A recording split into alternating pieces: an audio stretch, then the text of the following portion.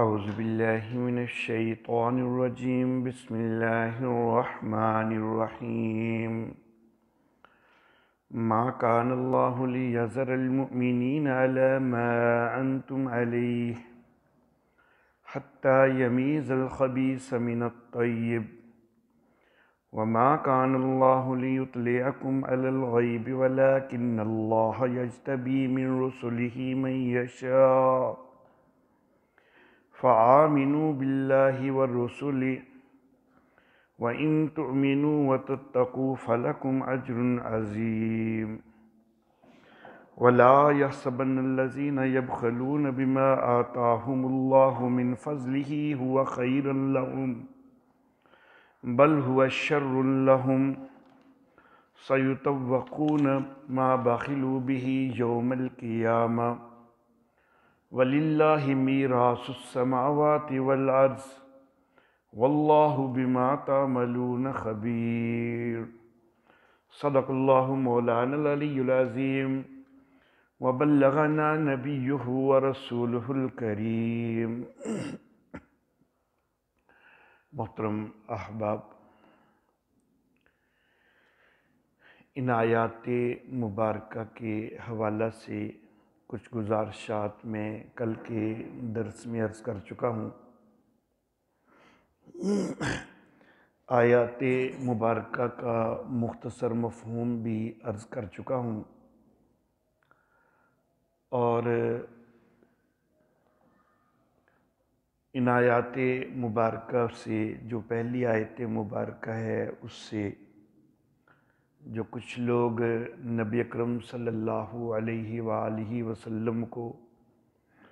یا دیگر انبیاء کو عالم الغیب ثابت کرنے کی کوشش کرتے ہیں،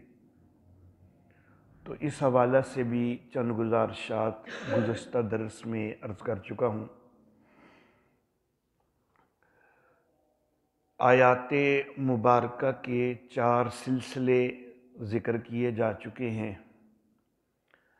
ایک سلسلہ وہ کہ جس میں اللہ رب العزت کے علاوہ ہر ایک سے علم غیب کی نفی ہو رہی ہے۔ دوسرا سلسلہ میں نے وہ ذکر کیا کہ جس میں خاص طور پر ان آیات میں نبی اکرم صلی اللہ علیہ وآلہ وسلم کے علم غیب کی نفی ہو رہی ہے۔ تیسرا سلسلہ میں نے وہ عرض کیا کہ جن آیات میں نبی اکرم صلی اللہ علیہ وآلہ وسلم کو مخاطب کرتے ہوئے اللہ رب العزت نے یہ بات فرمائی کہ اے نبی آپ کو کیا معلوم۔ اور چوتھا سلسلہ میں نے یہ ذکر کیا آیات کا، وہ آیات ذکر کی کہ جن میں نبی اکرم صلی اللہ علیہ وآلہ وسلم کو مختلف امور کے اندر تنبیہ کی گئی۔ تو اگر نبی اکرم صلی اللہ علیہ وآلہ وسلم عالم الغیب ہوتے تو پھر ایسے امور جو ہیں وہ آپ سے سرزد ہی نہ ہوتے، آپ ان سے پہلے ہی اجتناب کرتے کہ جن کے اوپر تنبیہ آ رہی تھی اللہ کی طرف سے۔ تو بہرحال آیات مبارکہ کے یہ 4 سلسلے اپنے موضوع کے حق میں ذکر کر چکا ہوں۔ آج کے درس میں کچھ اور چند ایک چیزیں ذکر کرنی ہیں۔ میرے احباب کا یہ دعویٰ ہوتا ہے کہ سارے نبی عالم الغیب ہوتے ہیں، بلکہ وہ تو ولیوں کے متعلق بھی یہ دعویٰ کرتے ہیں کہ ولی بھی عالم الغیب ہوتے ہیں، اور بعض اوقات تو مبالغہ آرائیوں کی حد کر دیتے ہیں۔ مثال کے طور پر جی ہمارے پیر صاحب کی بلی جو ہے وہ بھی عالم الغیب تھی، وہ روزانہ صبح کے وقت پیر صاحب کے پاس آ کے میاؤں میاؤں کرتی، اور بلی کو پتہ ہوتا تھا کہ آج کتنے مہمان آنے ہیں، تو جتنے مہمان آنے ہوتے وہ اتنی دفعہ میاؤں کرتی، تو پیر صاحب کو پتہ چل جاتا کہ آج اتنے مہمان آنے والے ہیں، تو ہمارے پیر صاحب کی بلی بھی جو ہے وہ عالم الغیب تھی۔ تو میں یہ عرض کرنا چاہوں گا کہ مبالغہ کرتے ہوئے نادانی یہ کی کہ پیر صاحب کی بلی کو عالم الغیب ثابت کرتے کرتے خود پیر صاحب کے علم غیب کی نفی کر دی، کیونکہ پیر صاحب کو تو بلی کے میاؤں کرنے سے پتہ چل رہا ہے کہ آج کتنے مہمان آ رہے ہیں، تو پھر اگر بلی عالم الغیب ہے تو پھر پیر صاحب تو عالم الغیب کوئی نہ ہوئے۔ تو یہ جہالت کی باتیں ہیں، عالم الغیب صرف اور صرف میرا اللہ ہی ہے، نہ کوئی نبی عالم الغیب ہے، نہ ہی کوئی ولی عالم الغیب ہے۔ سیدنا آدم علی نبینا وعلیہ الصلاۃ والتسلیمات، آپ سے انسانیت کی بھی ابتدا ہو رہی ہے اور نبوت کی بھی ابتدا ہو رہی ہے۔ اگر سیدنا آدم علیہ نبینا وعلیہ الصلاۃ والتسلیمات کو معلوم ہوتا کہ اس درخت کا پھل کھانے سے یہ نتیجہ ہوگا کہ مجھے جنت سے زمین پر بھیج دیا جائے گا، تو پھر تو وہ خاص طور پر خیال رکھتے، پھر وہ درخت کا پھل اس سے اجتناب کرتے۔ اللہ رب العزت نے ارشاد فرمایا کہ فنسی آدم سے بھول ہو گئی، تو جو بھول سکتا ہے تو پھر وہ عالم الغیب تو کوئی نہیں، جو عالم الغیب ہے تو اس سے تو بھول ہو نہیں سکتی، اس کو تو سب کچھ پتہ ہے، تو بھول تو اسی سے ہو سکتی ہے کہ جو عالم الغیب نہ ہو۔ سیدنا نوح علیہ نبینا وعلیہ الصلاۃ والتسلیمات اپنے بیٹے کے حق میں سفارش کرتے ہیں، جو کہ مشرک بیٹا ہے، تو اس کے حق میں سفارش کر دی تو اللہ رب العزت کی طرف سے شدید تنبیہ نازل ہو گئی۔ سورہ ہود ہے، 11ویں سورہ مبارکہ ہے، آیت نمبر 46 ہے، صفحہ نمبر 205۔ اللہ اللہ۔ آیت نمبر 45 میں حضرت نوح علیہ الصلاۃ والتسلیمات کی سفارش کا تذکرہ ہے کہ وَنَادَى نُوحٌ رَبَّهُ، حضرت نوح علیہ السلام نے اپنے رب کو پکارا۔ فقال، نوح علیہ السلام کہنے لگے، رب ان ابنی من اہلی، اے میرے رب میرا بیٹا جو ہے وہ میرے گھر والوں میں سے ہے، وَإِنَّ وَعْدَكَ الْحَقُّ، اور بے شک آپ کا وعدہ سچا ہے، وَأَنْتَ أَحْكَمُ الْحَاكِمِينَ، اور آپ سارے حکم کرنے والے، ان سے بڑے حکم کرنے والے ہیں، سارے حاکموں سے بڑے حاکم ہیں۔ قال، اللہ رب العزت نے فرمایا، یا نوح، اے نوح، انہو لیس من اہلک، بے شک وہ تیرے گھر والوں میں سے نہیں ہے، انہو عمل غیر صالح، بے شک اس کا عمل جو ہے وہ اچھا نہیں ہے۔ اب ہے تو نوح علیہ الصلاۃ والتسلیمات کا سگا بیٹا ہے، لیکن سگا بیٹا ہونے کے باوجود اللہ فرما رہے ہیں کہ انہو لیس من اہلک، کہ وہ آپ کے اہل میں سے نہیں ہے، آپ کے گھر والوں میں سے نہیں ہے۔ تو معلوم ہوا کہ جس وقت ایمان کی نسبت ہو تو پھر جو ہے عزیز و اقارب، ان کی جو انبیاء سے نسبتیں ہیں تو وہ کام آ جاتی ہیں، لیکن اگر ایمان موجود کوئی نہیں تو پھر بے شک نبی کا بیٹا ہی کیوں نہ ہو تو وہ اہل بیت کہلانے کا مستحق کوئی نہیں ہوتا، گھر کا فرد کہلانے کا مستحق کوئی نہیں ہوتا۔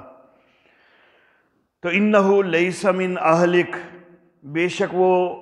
آپ کے گھر والوں میں سے نہیں ہے، اس کے عمل برے ہیں۔ فلا تسألنی ما لیس لک بہ علم، نہ مجھ سے مانگ، نہ مجھ سے سوال کر اس کا کہ جس کا تجھے علم نہیں ہے۔ تو اللہ حضرت نوح علیہ السلام کو کہہ رہے ہیں کہ آپ کو علم کوئی نہیں ہے، اور لوگ کہتے ہیں کہ حضرت نوح علیہ السلام عالم الغیب ہے، ان کو سب علم ہے۔ پھر آگے بڑی شدید تنبیہ ہوئی، انی اعوذک ان تکون من الجاہلین۔ اللہ فرماتے ہیں میں تجھے نصیحت کر رہا ہوں کہ ایسا نہ ہو کہ تو جاہلوں میں سے ہو جائے۔ تو حضرت نوح علیہ الصلاۃ والتسلیمات کے لیے یہ اتنی جو شدید تنبیہ آئی ہے، اگر نوح علیہ الصلاۃ والتسلیمات کو پتہ ہوتا کہ میرے بیٹے کی سفارش کرنے پر اتنی تنبیہ آنی ہے، بیٹے نے بچنا پھر بھی کوئی نہیں، تو پھر سفارش نہ کرتے، کیونکہ بیٹے نے تو بچنا ہے ہی کوئی نہیں تھا، سفارش کرنے پر بھی کوئی نہیں بچنا تھا، تو پھر سفارش کی اور اپنے لیے تنبیہ لے لی۔ حضرت سیدنا ابراہیم علیہ نبینا علیہ الصلاۃ والتسلیمات، اللہ رب العزت نے ان سے بڑے بڑے امتحانات لیے، اور حضرت ابراہیم علیہ الصلاۃ والتسلیمات ان سارے امتحانات میں بڑی بہترین کامیابی حاصل کرتے ہیں۔ اگر میں یہ کہوں کہ 100% سے بھی زیادہ نمبروں سے وہ پاس ہوتے ہیں، کامیابی حاصل کرتے ہیں، تو یہ غلط نہیں ہوگا۔ لیکن وہ سارے امتحان تبھی بنتے ہیں کہ جب وہ عالم الغیب نہ ہوں۔ اگر ہمارے احباب کے عقیدہ کے مطابق وہ عالم الغیب ہیں، ان کو پہلے سے سب کچھ پتہ ہے، تو پھر تو امتحان بنتا ہی کوئی نہیں ہے۔ آتش نمرود کے اندر جانا پڑا۔ اب اگر حضرت ابراہیم علیہ الصلاۃ والتسلیمات کو یہ پہلے ہی معلوم ہو کہ یہ آگ مجھے نہیں جلائے گی، تو پھر تو حضرت ابراہیم علیہ السلام کا آگ میں جانا نہ یہ کوئی امتحان ہے، نہ ہی یہ کوئی کمال ہے۔ مجھے بھی پتہ ہو کہ آگ جلی ہوئی ہے اور یہ مجھے نہیں جلائے گی، تو اس آگ میں تو میں بھی جا سکتا ہوں، کوئی بھی جا سکتا ہے۔ تو کمال تو تبھی بنتا ہے کہ حضرت ابراہیم علیہ الصلاۃ والتسلیمات کو یہی اندازہ تھا، یہی خیال تھا کہ یہ آگ جلا کے راکھ کر دے گی، لیکن اس کے باوجود آگ میں جانا جو ہے وہ تو گوارا کر لیا، لیکن عقیدہ توحید کو نہیں چھوڑا، مسئلہ توحید کے بیان کو نہیں چھوڑا، تو پھر کمال بنتا ہے۔ بیوی اور بچے کو بیابان کے اندر چھوڑ کے آئے، اور بیابان سے بھی یہ مراد نہیں ہے کہ بس شہر سے تھوڑا سا باہر چھوڑ کے آگے ہوں، بلکہ خود رہ رہے تھے فلسطین کے شہر ہیبرون کے اندر، اور حضرت ہاجرہ رضی اللہ تعالی عنہا اور بیٹے حضرت اسماعیل علیہ الصلاۃ والتسلیمات، ان کو جو چھوڑا تھا تو وہ سینکڑوں کلومیٹر کے فاصلے پر مکہ میں لا کے چھوڑا تھا۔ جس جگہ پر اس وقت مکہ ہے، اس وقت یہاں پر بیابان تھا، کوئی آبادی نہیں تھی، تو یہاں لا کے جو ہے وہ چھوڑا تھا۔ اب اگر حضرت ابراہیم علیہ الصلاۃ والتسلیمات آپ کو پہلے سے معلوم تھا کہ تھوڑی دیر بعد ہی یہاں پر ایک قافلہ آ جانا ہے اور میرے بیوی اور بچے کا اچھا انتظام ہو جانا ہے، تو پھر تو کوئی پریشانی والی بات کوئی نہیں، پھر تو کوئی اتنا خاص کمال کوئی نہیں۔ چلو ٹھیک ہے، اپنی جدائی والی بات تو ہے، لیکن جس طرح ایک بیابان کے اندر چھوڑنے والا امتحان ہے تو وہ تو کوئی نہ رہا، کیونکہ تھوڑی دیر بعد یہ قافلے نے آ کے وہاں پر آباد ہو جانا ہے۔ تو ان کو اندازہ یہی تھا کہ یہ بیابان ہے، اب پتہ نہیں یہاں پر کوئی آئے گا بھی یا نہیں، ان کو تو ایسا کچھ اندازہ نہیں تھا، تبھی تو امتحان بنتا ہے۔ پھر جس وقت وہ بچہ جوان ہوتا ہے، کسی حد تک نوجوانی کی عمر تک پہنچتا ہے، دوڑنے کی عمر تک پہنچتا ہے، اللہ رب العزت کی طرف سے حکم آتا ہے اس کو ذبح کرنے کا۔ اب حضرت ابراہیم علیہ الصلاۃ والتسلیمات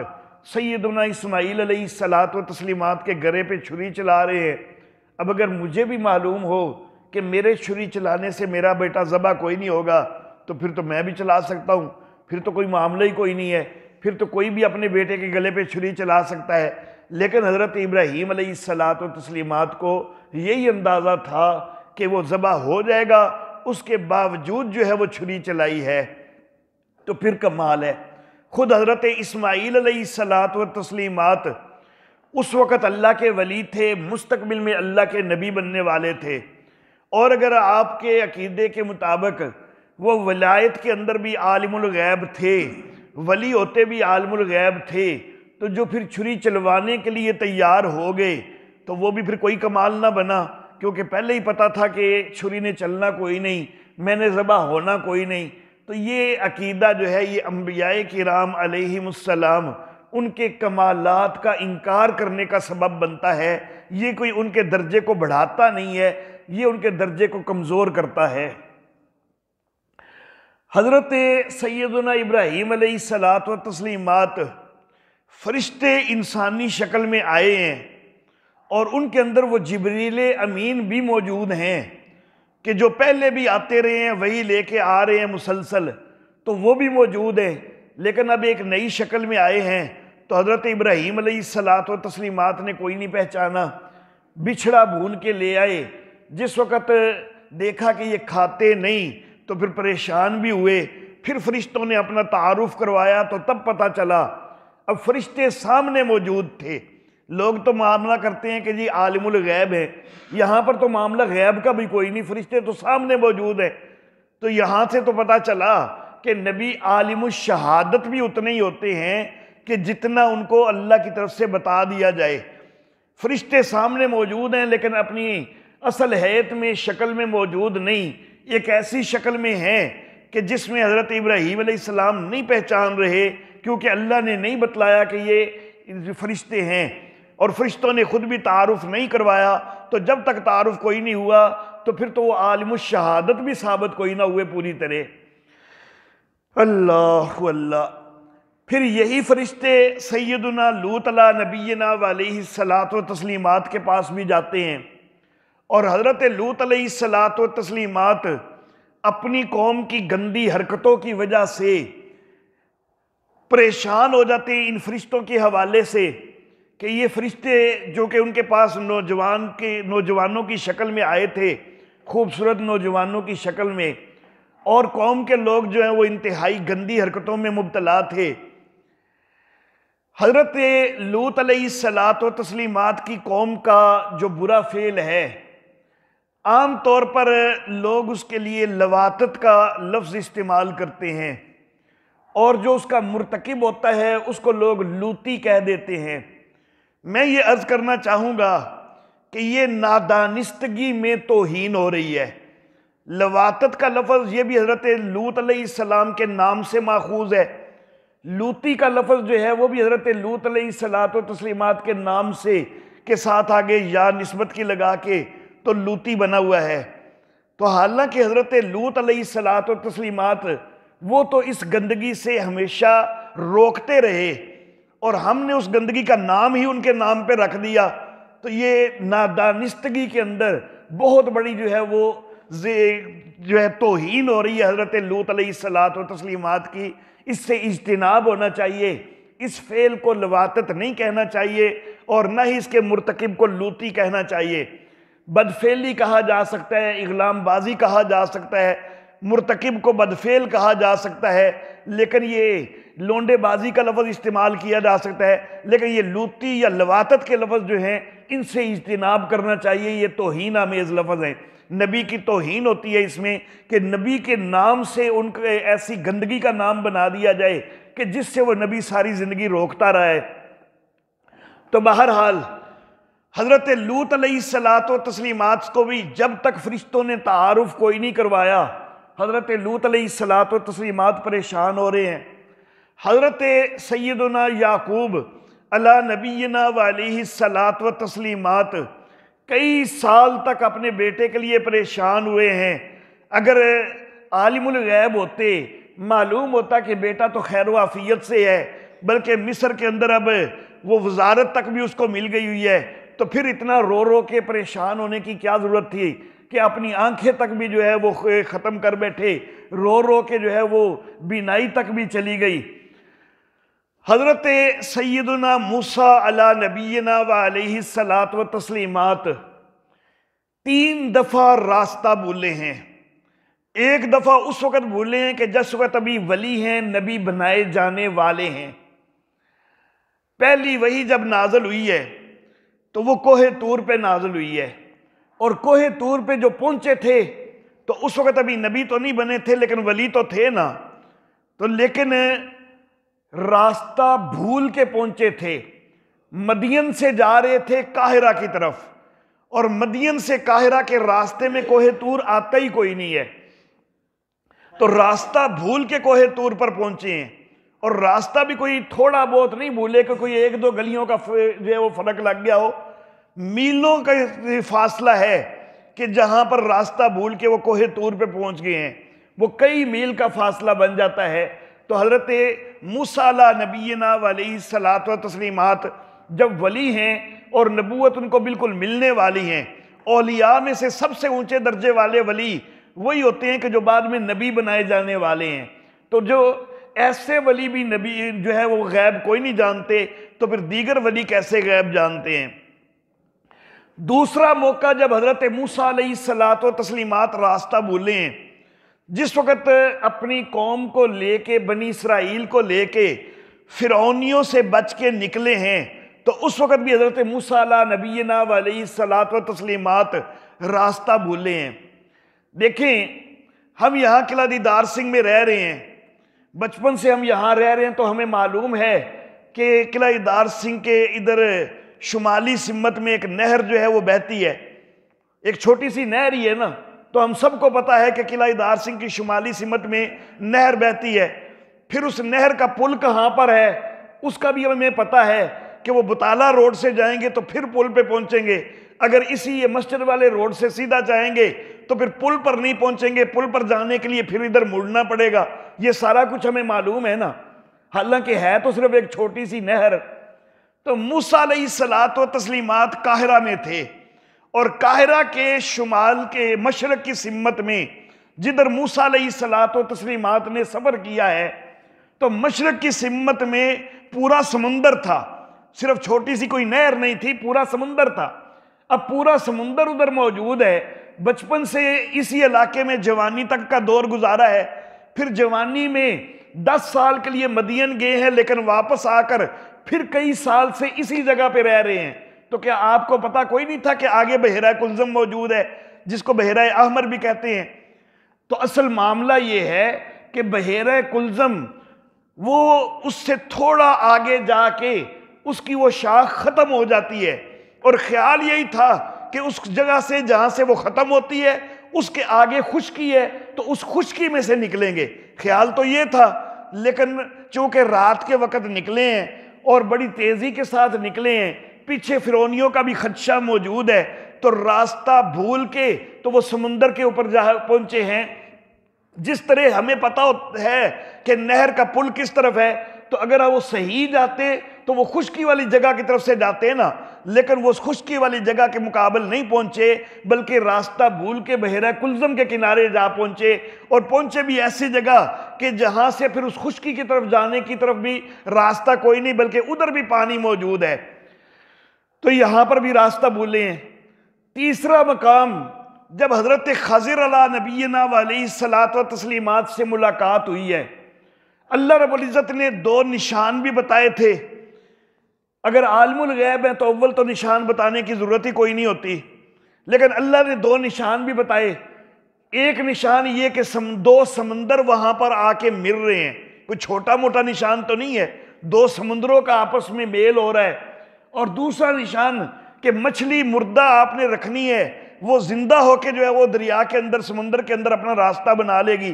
اب یہ دونوں نشان جو ہیں وہ گزر چکے، مچھلی نے اپنا راستہ بنا لیا، 2 سمندر جہاں اکٹھے ہو رہے ہیں وہاں پر پہنچ کے بھی اس سے آگے نکل گئے، لیکن معلوم نہیں ہو سکا کہ میں اپنی منزل سے آگے نکل گیا ہوں۔ پھر جس وقت مچھلی کا پتہ چلا کہ مچھلی زنبیل میں موجود کوئی نہیں، اور حضرت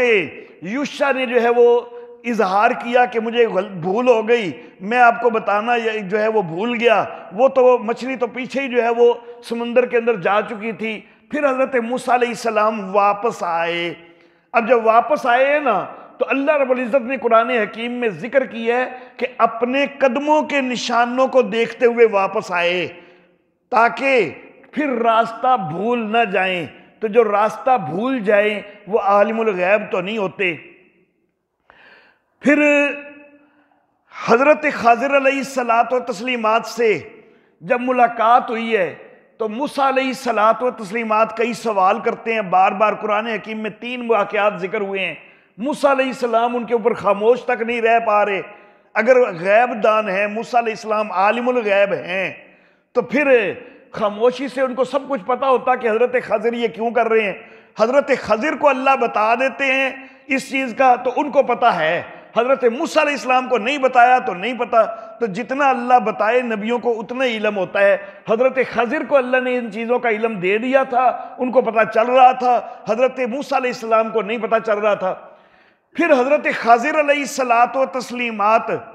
وہ بھی حضرت موسیٰ علیہ السلام سے ایک بات ذکر کرتے ہیں، حدیث مبارکہ کے اندر موجود ہے کہ جس وقت کشتی کے اندر سوار ہوئے تھے نا، تو ایک چڑیا آئی اور وہ کشتی کے اوپر کنارے پہ بیٹھی اور سمندر میں سے اس نے ایک قطرہ اپنی چونچ میں لیا۔ جب یہ معاملہ پیش آیا نا تو حضرت خضر علیہ الصلوۃ و تسلیمات نے حضرت موسیٰ علیہ الصلوۃ و تسلیمات سے کہا کہ میرا اور آپ کا مجموعی علم اللہ کے علم کے مقابلہ میں اتنا ہی ہے کہ جتنا سمندر کے مقابلہ میں وہ ایک قطرہ ہے کہ جو اس چڑیا نے اپنی چونچ میں لیا ہے۔ تو وہ تو اپنے علم کی انتہائی کم ہونے کا تذکرہ کر رہے ہیں اللہ کے علم کے مقابلہ میں، اور لوگ جو ہیں وہ اللہ کے علم کے برابر کر دیتے ہیں کہ کلی علم حاصل ہوتا ہے نبیوں کو بھی، تو یہ انتہائی زیادتی کی بات ہے۔ سیدنا موسیٰ علیہ نبینا علیہ الصلوۃ و تسلیمات پہلا معجزہ جس وقت دیا گیا کہ لاٹھی سانپ بنی ہے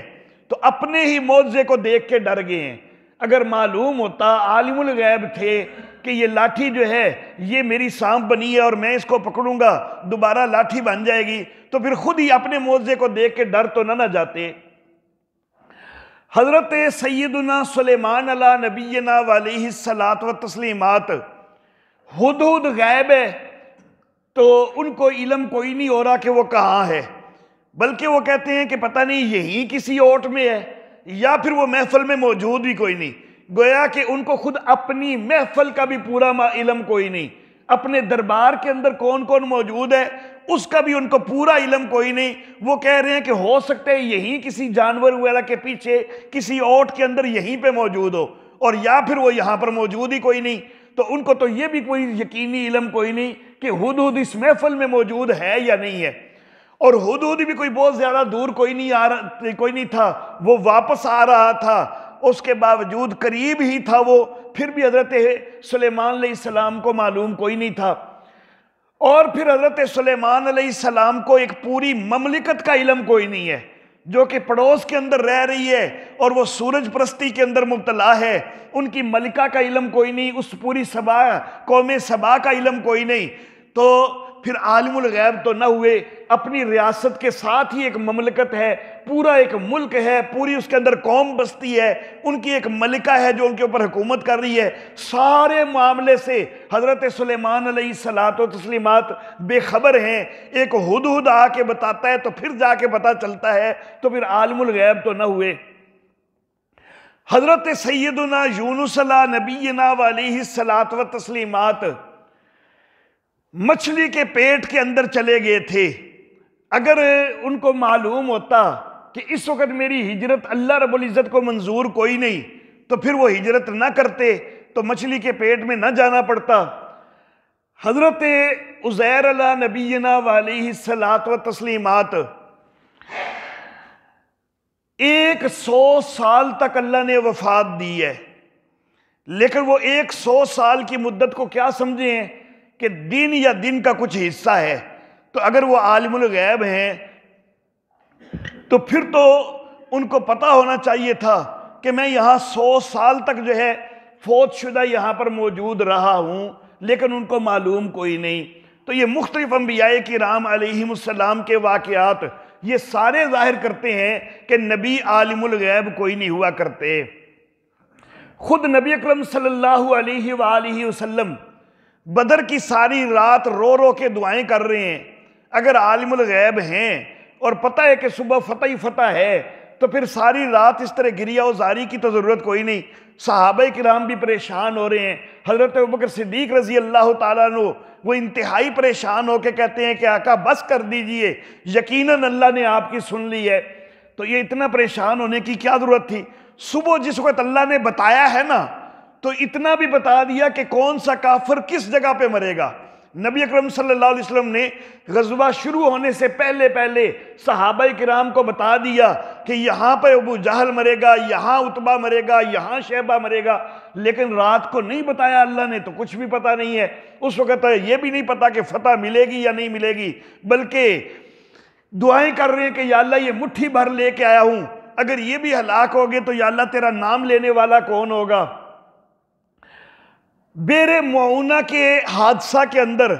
70 صحابہ شہید ہو گئے ہیں۔ اب نبی اکرم صلی اللہ علیہ وآلہ وسلم شریعت کے مکلف ہیں نا، شریعت کی پابندی آپ کے اوپر بھی ہے نا، تو شریعت یہ کہتی ہے کہ اگر کوئی قتل کرتا ہے تو وہ بھی مجرم ہے، اور اگر کوئی قتل کی سازش میں شرکت کرتا ہے تو وہ بھی مجرم ہے۔ تو معاذ اللہ ثم معاذ اللہ، اگر نبی اکرم صلی اللہ علیہ وسلم کو پتا تھا کہ ان بدبختوں نے جو ہے ان 70 صحابہ کو شہید کر دینا ہے، اور پھر بھی نبی اکرم صلی اللہ علیہ وسلم نے ان صحابہ کو بغیر کوئی تنبیہ کیے ان کے ساتھ بھیج دیا ہے، تو پھر معاذ اللہ ثم معاذ اللہ میرے آقا پھر اس سازش کا شاید حصہ بن گئے نا۔ تو یہ تو انتہا درجے کی ظلم اور زیادتی والی بات ہوگی کہ نبی اکرم صلی اللہ علیہ وسلم کو مجرم بنا دیا جائے، کہ نبی اکرم صلی اللہ علیہ وسلم بھی سازش کا حصہ تھے، آپ کو اچھی طرح پتا تھا کہ ان بدبختوں نے شہید کر دینا ہے، اس کے باوجود نبی اکرم صلی اللہ علیہ وسلم نے بھیج دیا تھا، تو یہ کتنی بڑی توہین بنتی ہے نبی اکرم صلی اللہ علیہ وآلہ وسلم کی۔ حضرت سیدہ عائشہ صدیقہ رضی اللہ تعالی عنہا پر تہمت لگتی ہے۔ نبی اکرم صلی اللہ علیہ وآلہ وسلم کو اگرچہ اپنے اندازے کے ساتھ ان کی پاک دامنی کا پورا احساس موجود ہے، لیکن اس کے باوجود جب تک اللہ رب العزت جو ہے وہ اظہار نہیں کرتے تو نبی اکرم صلی اللہ علیہ وسلم پریشان رہے ہیں، صحابہ کرام بھی پریشان رہے ہیں، لیکن نبی اکرم صلی اللہ علیہ وسلم نے خود سے نہیں کہا کہ میں تو سب کچھ جانتا ہوں، مجھے پتا ہے کہ عائشہ پاک دامن ہے، کوئی علم غیب کا اظہار کوئی نہیں کیا۔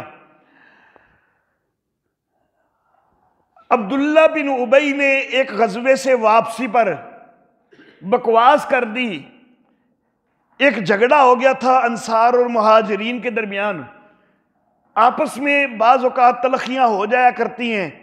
لیکن یہ تلخیاں بھی محبتوں کے بڑھانے کا باعث ہوا کرتی ہیں۔ تو بہرحال ایک جھگڑا ہو گیا مہاجرین اور انصار کے درمیان، تو عبداللہ بن ابی منافقوں کا سردار، اس نے یہ لفظ بول دیے کہ مدینہ واپس پہنچ جائے نا